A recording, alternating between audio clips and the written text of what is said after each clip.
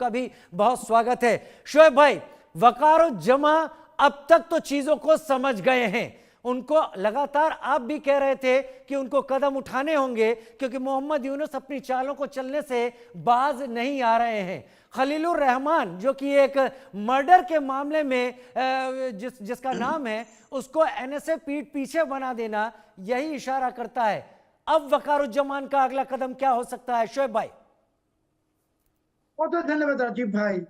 देखिए, ये खलीलुर रहमान बांग्लादेश से भाग गई थी 2001 में, 23 साल बाद फिर वापस आए और आके अचानक बन गई नेशनल सिक्योरिटी एडवाइजर एनएसए। सो यूनुस ने इनको इसके लिए बनाया कि यूनुस की जो ब्लूप्रिंट है पूरी की पूरी आर्मी को डिस्ट्रॉय करना। अभी देखिए, दुनिया के किसी जगह पे कोई जनरल्स की या कोई सर्विंग आर्मी ऑफिसर्स की कोई सिविल अदालत में इसको चोर डाकू की तरह हाथ करा लगा के नहीं ले जाते। बांग्लादेश में ले जा रहे, आर्मी जनरल्स को ले जा रहे, कॉर्नल्स को ले जा रहे, ब्रिगेडियर जनरल्स को ले जा रहे। अभी ये आ गए खलीलुर रहमान को देख के यूनुस वाकरुज़्ज़मान को अरेस्ट करेगा, फांसी पर लटकाएगा। मैं फिर से कहता हूँ, वाकरुज़्ज़मान साहब का ताकत खत्म हो गया। वाकरुज़्ज़मान साहब हैज बिकम नर्वस क्योंकि उन्होंने यूनुस को इतनी कंसेशन दी कभी वाकरुज़्ज़मान साहब को एकदम पावरलेस कर दी यूनुस ने। और ये खलीलुर रहमान बैठ गई इस तरफ एनएसए में, आईसीटी में है ताजुल इस्लाम, ये दोनों मिलके अभी वाकरुज़्ज़मान, कल भी मैंने कहा आपके शो में कि अगर अभी कदम नहीं उठाएंगे, if he will not act now he will be hang. अगले महीने मई में देखेंगे आप, वाकरुज़्ज़मान अरेस्ट हो जाएगा। इस महीने में अरेस्ट हो सकते हैं क्योंकि ये खलीलुर रहमान ये बहुत ही एक भयंकर आदमी है और एक भयंकर आदमी मिल गए दूसरी भयंकर यूनुस के साथ, दोनों मिलके बांग्लादेश आर्मी को तबाह कर देगा। और इसमें पूरी की पूरी साजिश है पाकिस्तानी आईएसआई की। तो हमें लगता नहीं वाकरुज़्ज़मान कुछ कर सकेंगे क्योंकि Waqaruzzaman has become nervous, he has become, उनका क्या करना है उनको भी महसूस नहीं हो रहा है। सो इस हालत में एक आर्मी चीफ को चलता नहीं है।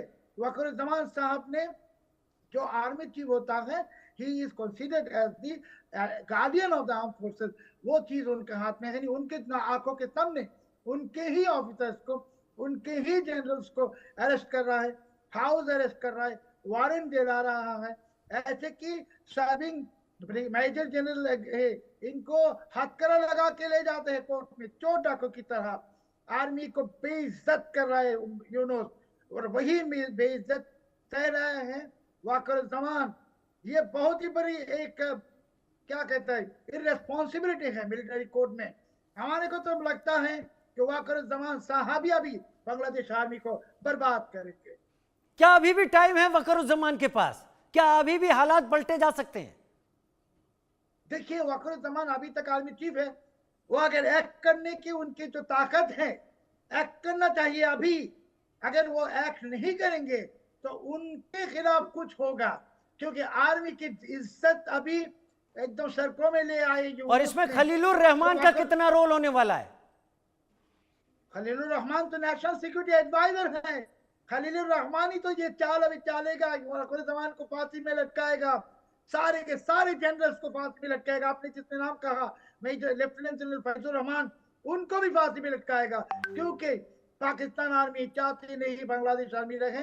पाकिस्तान आर्मी एक पैरामिलिट्री आर्मी बनाने की कोशिश में है, उसके नाम है इस्लामिक रिवॉल्यूशनरी आर्मी। तो बांग्लादेश आर्मी को बर्बाद करेगा। जो वाकरुज़्ज़मान साहब के खिलाफ है वो भी अभी प्रॉब्लम में है, मुसीबत में है। सबको फांसी में लटका के बांग्लादेश पुलिस को जैसे डीमोरलाइज कर दी यूनुस ने, आर्मी को भी डीमोरलाइज करेगा।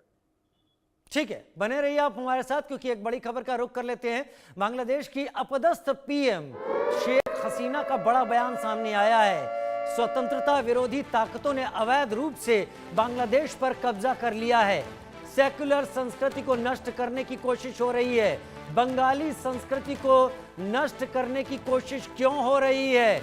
बंगाली नववर्ष पोहेला बैसाख के अवसर पर शेख हसीना ने यह बयान दिया है।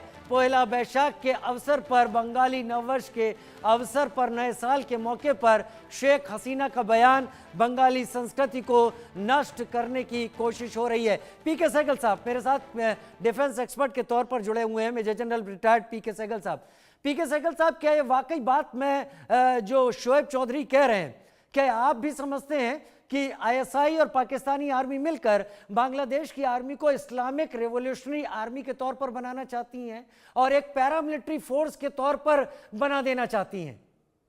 देखो, पाकिस्तान की तो यही कोशिश होगी, लेकिन मुझे नहीं लगता पाकिस्तान किसी भी हालत में सक्सेसफुल होगा। यूनुस को पता लगना चाहिए कि वो खुद भी एक इलेक्टेड लीडर नहीं है, पॉपुलर लीडर नहीं है।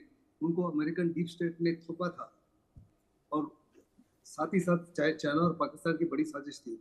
बांग्लादेश के लोग साफ तौर पे समझते हैं क्या उनके हित में क्या है और उनके खिलाफ क्या है।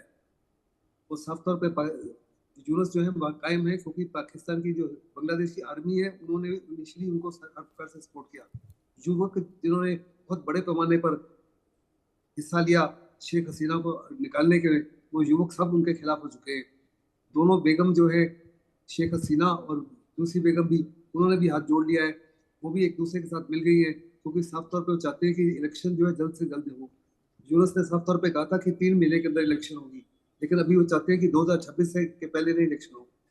यानी जैसे जैसे आपने बोला कि उनको एक किस्म से चस्का आ गया है पावर में रहने का, और कहा जाता है कि all power corruption, absolute power corruption absolute. वो अपने आप को एक किस्म से एब्सोल्यूट मोलक की तरह ट्रीट करना चाहते हैं। मुझे नहीं लगता वो इसमें सक्सेसफुल होंगे। वहाँ की आर्मी किसी भी दिन उनका काम तमाम कर सकती है। तो मुझे पक्का यकीन है वो किसी हालत में भी अपने आर्मी चीफ के खिलाफ इस माफी की साजिश को सक्सेसफुल नहीं होने देंगे कि वो आर्मी चीफ को अरेस्ट कर ले और आर्मी चीफ को एक किस्म से फांसी दे दे। ये फांसी दी जा सकती है only in the event of treason. अगर आप अपने आर्मी चीफ को कह रहे हो कि he is doing an act which is tantamount to treason against the nation और नेशन की सिक्योरिटी बदतर हो रही है उनकी बदौलत, तो मैं इसको कभी भी एक्सेप्ट करने के लिए तैयार नहीं हूँ। बहुत बड़े पैमाने पर उन्होंने चेतावनी दी, एक बार नहीं बार बार, यूनुस को कि देखो जिस माफी की देश में हालात हैं वो सही नहीं है। एक ग्रुप दूसरे ग्रुप के खिलाफ हो रहा है, एक पार्टी दूसरे पार्टी के खिलाफ हो रही है। बहुत बड़े पैमाने पर आप माइनॉरिटीज के साथ गलत कार्रवाई कर रहे हो, पूरी दुनिया उसको कंडेम कर रही है। ट्रंप सरकार आने के बाद डीप स्टेट से जो सपोर्ट था वो बंद हो चुका है। तुलसी गबार्ड जावाई उन्होंने साफ तौर पर कहा है कि वहाँ बहुत बड़े पैमाने पर हिंदुओं के खिलाफ, बुद्धिस्ट के खिलाफ, क्रिश्चियन के खिलाफ जो कार्रवाई हो रही है उसको हम एक्सेप्ट नहीं करेंगे। साथ ही साथ उन्होंने कहा कि बड़े तौर पर बांग्लादेश जो है वो इस्लामिक स्टेट की तरफ बढ़ता जा रहा है और हम किसी प्रकार से इसको एक्सेप्ट नहीं करेंगे। ऐसे में मुझे नहीं लगता कि यूनुस इस माफी की कार्रवाई कर पाएंगे। यस, उनकी मंशा जरूर है, उनकी मंशा जरूर है। इसी माफी को उन्होंने एक NSA को लगाया है जो 23 साल से भगोड़ा था, 23 साल का आया है। क्या वहाँ के लोग जो है उसकी साजिश को नहीं समझते? मुझे पक्का यकीन है